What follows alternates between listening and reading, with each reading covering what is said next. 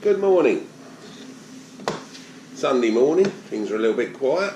Well, they're always quiet this time of year. I just thought I'd do a little bit to camera in the office. A little bit of a catch up really. I've been looking at a few comments I've got on some of the films I've been putting up recently. And I've got one from Henry's Farm Photography. He came out to see us. He came to see the Lammer show, and the first day he went to the Lammer show. The second one nobody went to it because it got blew away by Mother Nature. So he come to see me, and he did a little bit of a farm tour with us, and me sort of talking to him.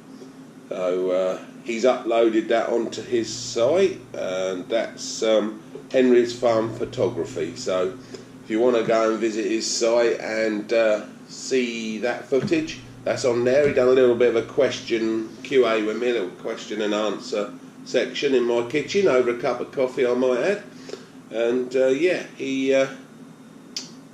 was here a little while having a chat. So that's interesting, and he's uploaded that on his site. So quite, go and have a look at that. You might find that interesting. I don't know.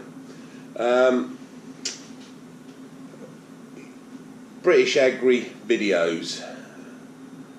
You've asked when the fast tracks get old and unreliable and we're changing them, what would we consider to change them to? I'm very disappointed with JCB and their parts backup and their unwillingness to split parts up. Like, they've got units sitting there to put into new tractors, like air conditioning units. I want one part of that air conditioning unit, which is 350 quid, and they want to sell me the whole thing for about £1,400. 4 bolts and 5 minutes would have got the part I wanted out of it, and they could have sent it to me and ordered in a new one and popped it in it when they received it. But no, they weren't happy to keep me. They weren't willing to keep me happy by splitting the part and sending it. They have done it in the past on other parts, because this isn't the only part they do it on. JCB don't hold the spares that they should to back their tractors up. They don't make a massive range of tractors. A lot of their tractor parts cross over from one tractor to another.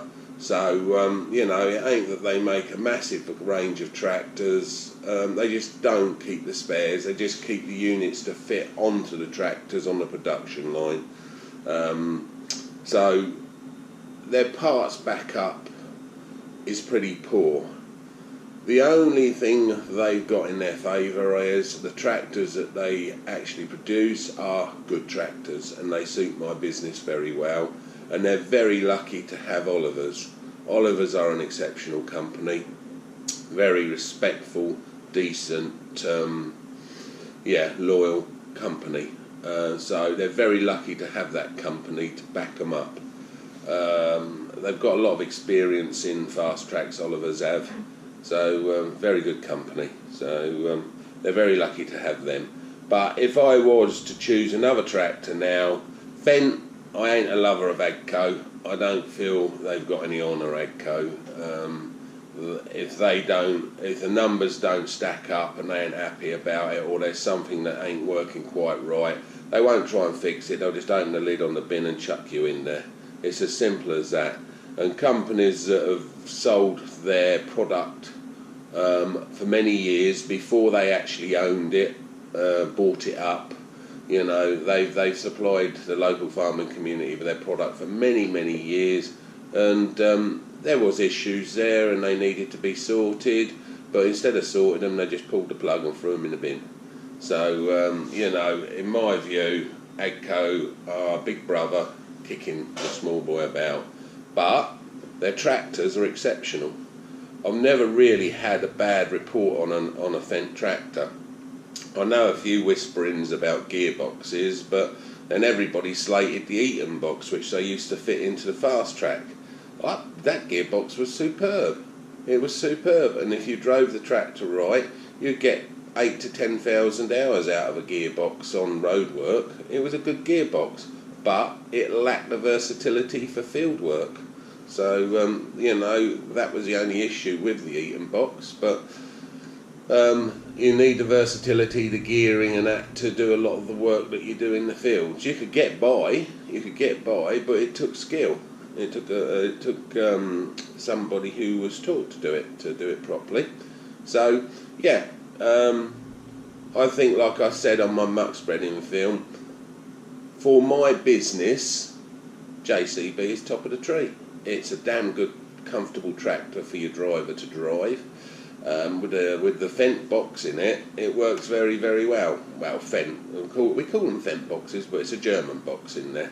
They work very, very well. And Fendt are a good tractor. The suspension on a Fendt isn't as good as a Fast Track. It hasn't got full rear suspension. It don't matter how you cut it, it has got a suspension on there, but you know, it's not like a subframe with a suspension system on it to the axle, and the axle isn't part of the tractor. So JCB have better suspension.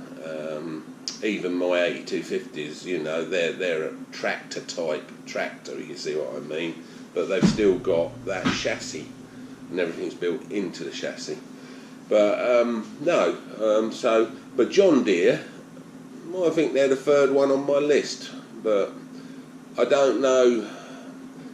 I would have to think long and hard if I brought John Deere over Fendt, to be quite honest with you, because I think John Deere are a more reputable company. I know the smaller ones are produced in Europe, and I know America does the whole range, but if you go above a certain horsepower, you'll get an American John Deere. I believe it's 200 horsepower and up is made in America. I don't know. I'm sort of guessing on that one. Well, it's something I've seen in the journals and that. But no, John Deere are a good tractor, but they're not as good as a JCB. I don't know about their parts backup. I would imagine it's pretty reasonable. I don't know about Fendt's parts backup. I don't know whether they've got lumps sitting in their stores ready to fit into tractors. But then, it's just swings and roundabouts, But at the moment, if I was to replace, it would be Fast Track. I'm watching the new models very carefully, so when it's time to replace, we will be making a decision on those three tractors. If you're an agriculture contractor, you've got to be reliable. So, that's the way we go. And I always think about resale value. You try and buy a second-hand JCB, Fendt or John Deere, and it'll cost you £10, £15, £1,000 more than a Ford or a Case or what have you. So, they're pretty bomb-proof as well.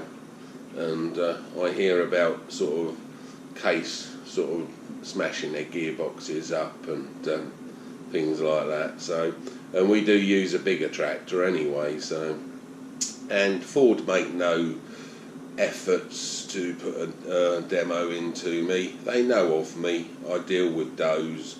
They make no efforts. They have no coverage in this area, to be honest with you, Ford. And so they make no efforts to put one in here. I must admit, we did have a 200 horsepower class one year on a quadrant baler, and that worked very well. I was very impressed in that. But again, it's the resale value, and it's the reliability and backing up of parts, But obviously, we've got a class here now, and excellent field tractor, but it's crap on the road compared to a Fast Track. So, But a couple of you have said, why am I running two drivers on muck spreading and loading? Like I said before, the chap we're working for is one of my neighbours over the hill, sort of 15 minutes away, 20 minutes away. Excellent fella, absolutely brilliant fella. We do work for him through the summer. We do baling for him and one thing and another. So, it's just part of the whole. I don't suppose we'll make any money on that job. It was just get the job done for the man and get it sorted out. As I said before, we've lost two big muck jobs, and when we had the big muck jobs, we hired a second spreader in. In the high day, we used to run 3 spreaders to one loader, and I must admit it took some doing, because I used to drive the loader mostly then. It took some doing keeping them 3 spreaders going, but we did do a damn good job for people, yeah, the money's not there like it used to be, and people have to do what they can do to reduce costs, and if that means hiring the spreader themselves and taking 2 or 3 days to do their spreading instead of having us in and we do it in 1 day, sometimes people have to weigh up those options. So, but we haven't got a slurry door on the back of that spreader. It did have one when I brought it, but something went wrong with it, so we took it out. It's around here somewhere, to be honest with you. The rams are still on there. But if my son hadn't loaded it quite so tight to the beaters, they wouldn't have chucked that bit out the back. But it's experience. So so we done the job. We got the man happy, and he got his spread of muck on his field. That's now being washed in. So let's face it. Job's done. He's happy. I ain't gonna make a lot of money out of it, but I get to have his straw for baling for power station, and I do some contract baling for him. So that's everybody's happy there. So that's the reason why. Super 6954. Yeah, you hit the nail on the head there, mate. Yeah, lovely job. George Walker obviously knows muck spreading by his comments, but we don't really do it commercially, because we really only keep the spreader for our own purposes, because we spread, I don't know, must be 2,500 tonne of our own muck, and I've got neighbours who hired a spreader off of me for an hourly rate to do their bits and bobs, so it still pays for itself. So there's no point in having a £25,000 machine sitting there that's going to earn you a couple of grand a year. It's just false economy. I'd rather put the money into something else, like another baler, but don't tell the wife. There was another film I posted of my young son and Jack and Jason, my older son, basically enjoying their day's work. They actually get paid to do that, so so what I meant by, if you want a reason to buy British, look at this. They're young farmers. They're at the start of their careers. Hopefully my two will take on this job and take it into the future. They're starting at the bottom, and it's learning the business from the bottom up. They're not sort of going away to college for, they both went to local college, but going away to college for 5 years and then backpacking around the world for a further 2, and then come back and sack all the workers and buy big machines. So they're not doing that, but they'll hopefully take on the business as it is. I must admit, I'm a very forward-thinking boss, and if there's something new on the market and I like the look of it, I will be getting one to try it, and if it works for us, we'll have one. I ain't too worried about that, as long as it's economically viable. But no, the boys were enjoying that day. It was a nice day. There was spring in the air, so that raises everybody's blood, and gets pumping round, and you start looking forward to the new season. But we had a good day that day, to be honest with you. We done a lot of little jobs around the farm that were waiting to be done, and at the end of the day there was a good achievement, and it worked well. But it was just nice to see them enjoying doing it, so I thought I'd film what I could of it. I missed a lot of it. We moved some bales of straw the other day, and there was 15 bales of straw in this stack, so this little packer bag. This rat came out of the straw, and those idiots were running round and round this pile of straw trying to stamp on this bloody rat and kick it. Jack stood there peeing himself, laughing.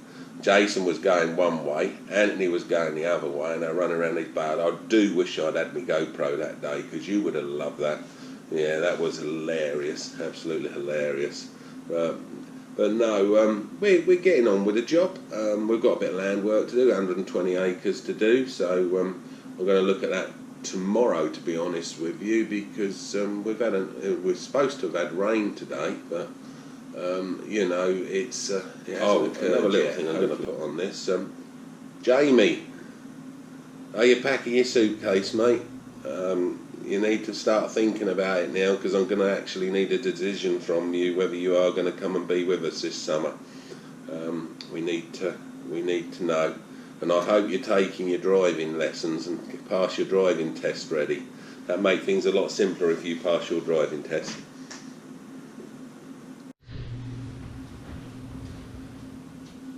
Ed Leggett.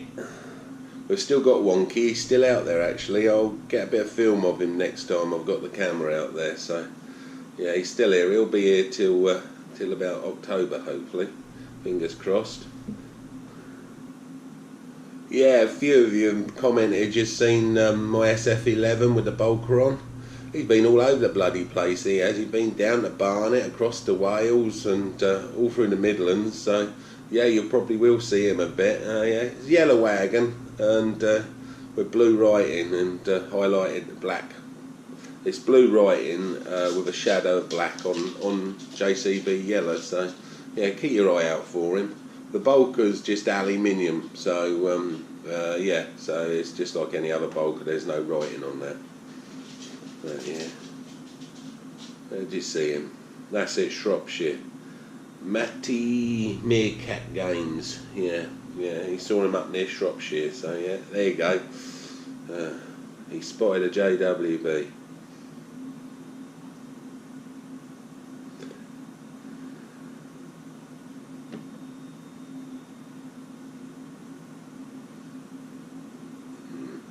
Hi Aaron, thanks for all the lovely comments, mate. You always, whenever you comment, it's always positive, and yeah, I often see a lot of you, to be honest with you. Kevin Willis, he's a fanny, isn't he? Eh? Oh dear. Yeah, I bet your missus loves you, don't she? I bet you ain't shown her that.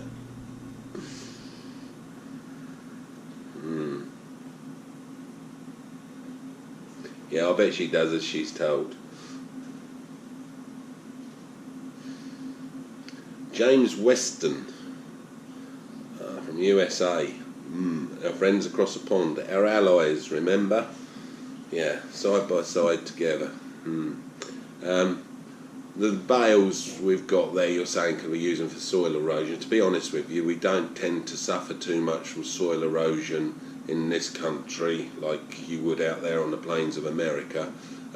We've got more hedgerows and trees, so we don't tend to suffer from wind soil erosion. We do suffer from it being washed away, or being washed through a gateway or something, which is a bit of a pain. But no, those bales, to be honest with you, unless the power station get really desperate and they take them for burning, we'll probably have, there's only, I think I've got about 30 of the hay in Big Hestons, and we've got a couple of other bits and bobs, but no, mainly they'll probably be burned, to be honest with you, James. So, but we don't suffer from wind soil erosion here that much. I'm sure there are places that are going to say, well, we do, but we don't round Bedfordshire anyway, put it that way. There's nowhere around here that want me to take that crap hay to them and charge them £250, £300 to deliver it, so they're not going to do that. So, but no, we don't suffer from soil erosion like you do in America.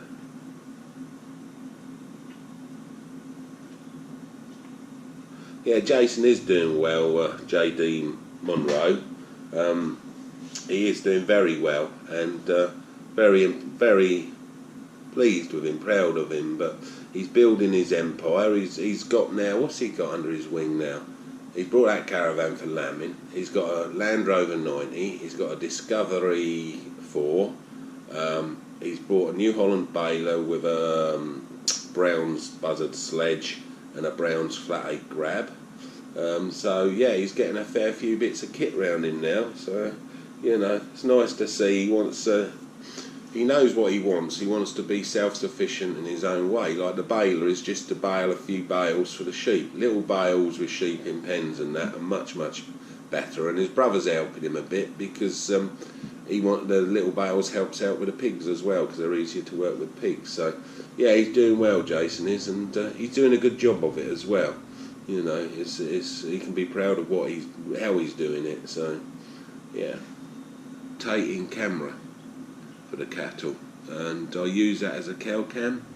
And I'm sitting here in the office 50 yards away from the cattle barns, and this camera's hardwired to here, and I can rotate it and I can put it on their heads, and I can actually read the ear tag number, the number on their ear tag. I can read it with the camera. So you know, it's a very useful thing, because you can put it on the back end of the cow and you can see whether the cow's presented right with his hooves and his nose, and whether it's getting on okay, and you can watch him on that camera. And first thing cow will do if you go near it is stop calving, because it will feel threatened. So watching them with the camera, you can watch them to make sure they're safe. And if you leave the lights on there, it's 24 hours a day. You can just walk in this office in your boxer shorts in the middle of the night, you know, with your birthday suit on, and have a look at your cows to make sure they're okay. So you know, it's a very useful thing. Cow cam, very, very useful thing. And that's a good 50-60 yards away from here, and we've hardwired it. You know, it's sort of, we tacked it along the top of the fence and put a tube under the yard, and then it runs through the beams of the shed. So it's quite simple, basic thing. And it's just the wiring up at the end that takes a little bit of thought, but very good idea. Cameras, and you can get them quite cheap. Mine cost a little bit of money because we actually use it for security as well, because we can rotate it 360 degrees, and you can lift it up and down and focus it in and out, and it's quite a good camera. But it's still only cost £500, and I think it's one of the best £500 I ever spent. But pigs, yeah, my old boy's got some pigs, and to be honest with you, unless you're going to sort of have a couple and get your own boar and breed your own piglets and that, you know, it's okay. To be honest, you really want your own number, your own herd number, go to market and buy some weaners and bring them up, because we sell weaners. We sell them for 50 quid a piglet, like, you know, and I think to get started, that would be a better way other than breeding them.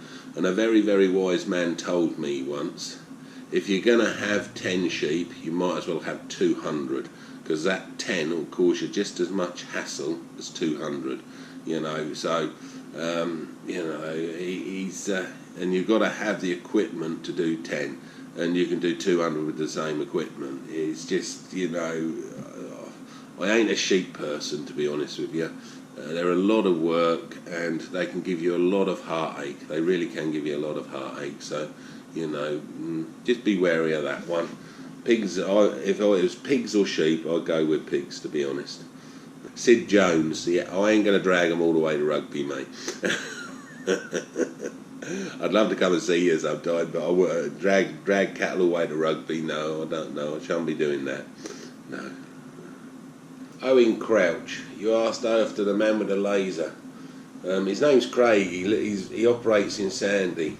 He's sort of excellent chap to have had under your belt, and an excellent tool to have in your toolbox. And you know, he's brilliant for making up brackets. If you've got a plough that snaps in a particular place, he'd make a beautiful butterfly bracket to fit. He'd make what I do. I get a bit of card or a piece of wood, and I cut out what I want. I actually cut out and make the shape. Say I wanted this table mat, something to shape this. Just take that, give it to him. He scans it, puts it in the machine, and it will laser cut it. Absolutely brilliant. I just make him a template of what I want, take it down there. But here's a bit of legendary advice from me. Don't always go to Oliver's or an agricultural company for what you want. Some people are going to say, well, that's common bloody sense, but in like Bedford, we've got Anglia fastenings. Any nut and bolt you want, they will give you. I went in there and I ordered 150, just to explain what I'm ordering. 19mm headed bolts, not the nuts and heads were 19mm, and they're about that long, and I suppose what's that, a couple of inches long, and I ordered 150 of them, 150 nuts, and 300 washers. I think it was just over £18. So don't always like Spaldings. If I'd have got them from Spaldings, they would have been a bit more money, but they're a very good company to deal with, to be honest with you. Spaldings, they're very good. So they got a lot of, you know, they will dig for you and find you what you want, and a good quality alternative to the actual Verdestad discs or what have you, right? So you can get a good quality alternative from them. But nuts and bolts, this nut and bolt place, you know, I doubt if you paid 20 quid for it, I think you'd need a sack barrow to get it out there. It'll be that much. So there's them. And we've got another one, bearings, Bedford bearings, and they're a little outfit. They've been there for years and years and years. It's where I got the bearings for the power arrow from, and 2 tapered bearings and the right seal, so you can get exactly what you want. Cost me £110, and I didn't think that. And the bearings were quite big bearings, so I didn't think that was too bad. And I don't actually price things like that up now from other places. So yeah, but the moral of my little story is, don't always go to the dealer. Find a company that actually make, you know, supply that particular product you want. If you want bolts, angling and fasteners, if you want bearings, Bedford bearings, if you want welding supplies, there's a place next to Angling Fastenings actually that do all MIG wire and welders and tools to do with welding. If I want anything welding, I go there. At the moment, I'm actually trying to get the money together. Well, I'm trying to get the wife to give me the money. Spaldings are doing a swazing kit, you know, hydraulic hoses on all your machines. They're going to supply me with 10 metres of the 3 popular hoses, a range of couplings for all the ends of them hydraulic hoses, and the machine to squeeze them on. I think it's a hand pump machine to sways on the ends onto hydraulic pipes. The amount of times I've gone looking for hydraulic pipes nowadays, if you go to the actual, like Oliver's or whatever, I think, you know, you can add 30-40% on the cost of it if you go to another company that makes them up. But if you do it yourself, it's a fraction of the price. Like I did 2 hoses on a sprayer, and they went from the cab all the way to the back booms, and they cost me just under £300. I worked it out with this new swazing quick kit and doing it ourselves. I could price that down to about £85. There's a saving for you. It's not what you'll earn that will make you your money, it's what you'll save earning it. So it's just a little bit of legendary advice for you. Well, advice, knowledge, you know, it's what I've learned through my working life, so I don't want to you know, offend anybody, but just a bit of knowledge that I have. I like to try and pass it on. Somebody here says that discs might be harder and you just might. Yeah, they say my discs might be mild steel. No, they're hardened steel. They are hardened steel. But even if they only last half as long, you know, I do know that machine has a habit of wearing the discs out that follow the wheels of the tractor. So now, instead of, you know, letting them wear right out and damaging the bearings and everything, I can afford now just chuck a couple new discs on it, because they're only a fraction the price of the actual replacement discs. So we shall see, shan't we, on that one. Hello, Always Nearly Right. I love your title. We're almost always nearly right, aren't we? I think that's a farming thing. Okay, it's nice to know people that sort of suffer the same problems that you do, you know. I'm always nearly right. Leighton Phillips, replace a power harrow on the light ground. Possibly. I've got another project I'm actually going to start in a week or so's time, and I'll do a bit of film on that to show you, because I'm not quite sure how I'm going to do it yet, Leighton, but I will let you know on that. It's a tine, it's a triple K tine I've got.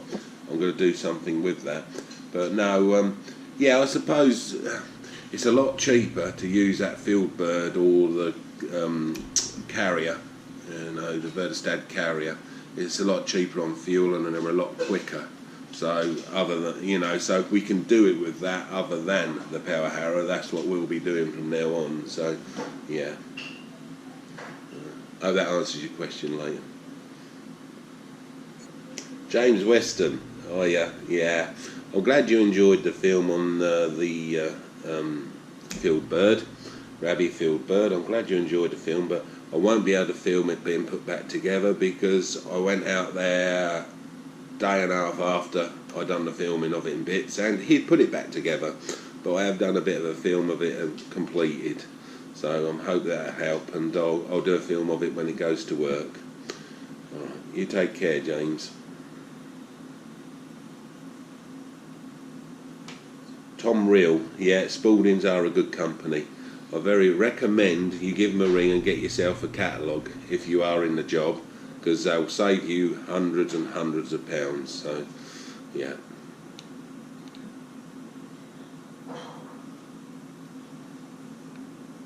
Paddy boy, yeah, Steve's an asset to us, he really is. He's a cracking fabricator, really good fabricator. When he fixes it, it stays fixed. He ain't a bodget and scarpet merchant, oh, just stick a bit on there to hold it together while I finish this, and then you come back and do it 3 more times before you do it properly. So he does it once and he does it right, Paddy. The Hubs, Kevin Willis, the Hubs mate were an absolute, I'm really pleased we done that. I saved myself a lot of money doing that. Right, I'm going to call it a day there because I've got a good bit of film to cut and upload for you all, so I hope that'll be of interest to you. I'm trying to do something a little bit different. I'm hoping it is interesting, but if you don't like it, there's always a button, on, off, Just to let you know again, Henry's Farming Photography. You log on his site, he's got a couple of bits of film there where he interviewed me and done a bit of a farm tour, so he's done quite a good job of it, and he's a young lad of 15 and he's doing a cracking job of what he's doing, so I want to encourage him as much as I can. He's absolutely passionate about farming, so he comes from farming background, yes, let's encourage him as much as we can. So Henry Farming Photography, alright, so look that up and you see the old legend getting a grilling off of Henry. Take care and we'll catch you later. Stay safe.